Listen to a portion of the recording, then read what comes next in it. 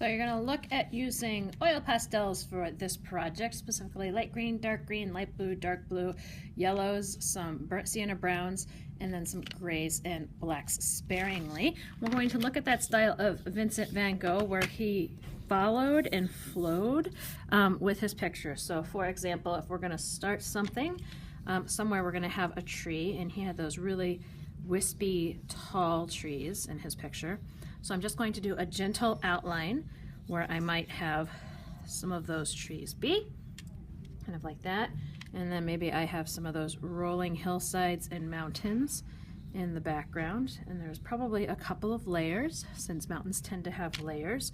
Somewhere up in there I'm going to have my moon, so I can sketch that in. And then he had specific stars that he worked around to help show some of that nighttime sky around those stars. If you also want to do a stream or a little house or part of that village, you could also gently sketch in some of those little structures in the background. Remember, the further away they are, the smaller they're going to be.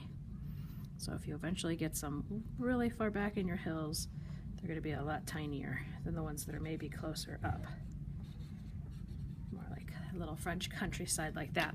Then what you have to do is you have to start filling all of this space in and determining kind of where it's going to roll and create some of that movement. And when we create that movement, we'd like to do it in little short strokes that follow those same curves, because then that way it draws your eye in a specific direction. So when I go through, I'm just going to add these light strokes first.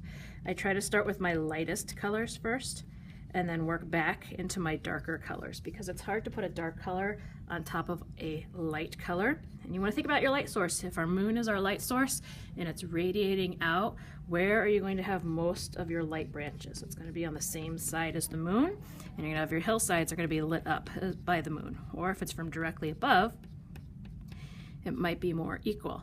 Same thing with your grass, your lighter grass, maybe up on the top of that hill. And when we do grass, you can do it rolling with the hills, or you can do it straight up and down. Again, if we want to create that sense of movement in a painting that artists like to represent, you're going to do it the same direction as your hill is flowing. Almost like if everything was running water or wind, what would it look like?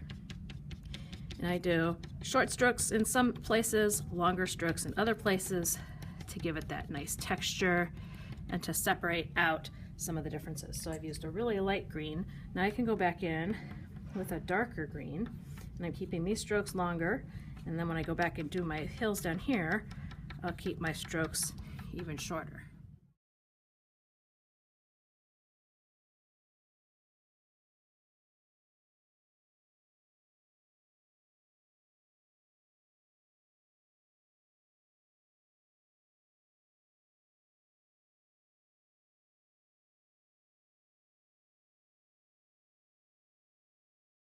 Once you have it at this point, then we're going to look at doing our watercolor wash using blues and purples. In order to keep my night sky dark, I'm going to use my liquid purple watercolors, and I'm doing a wash, so it's watered out, and I'm just going to gently spread it across my sky.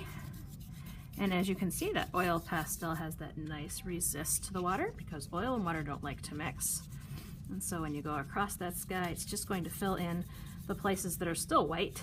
So if it's a night sky, we want it to be nice and dark. And of course, the oranges and the yellows are good complementary colors to purple. So it really makes those stars and the moon pop out. Then I'm going to come down in here with my blues and fill in the swirly night air. And again, this isn't something that should take too long. As you can see, I'm just going through and covering the spaces, going right over on top of all of the other oil pastel that's there. The only places where I'm stopping are where I'm going to switch my colors. And I can even blend my blue up into the purple a little bit to give it a nice transition like that. And then I can pick up a little green for down here.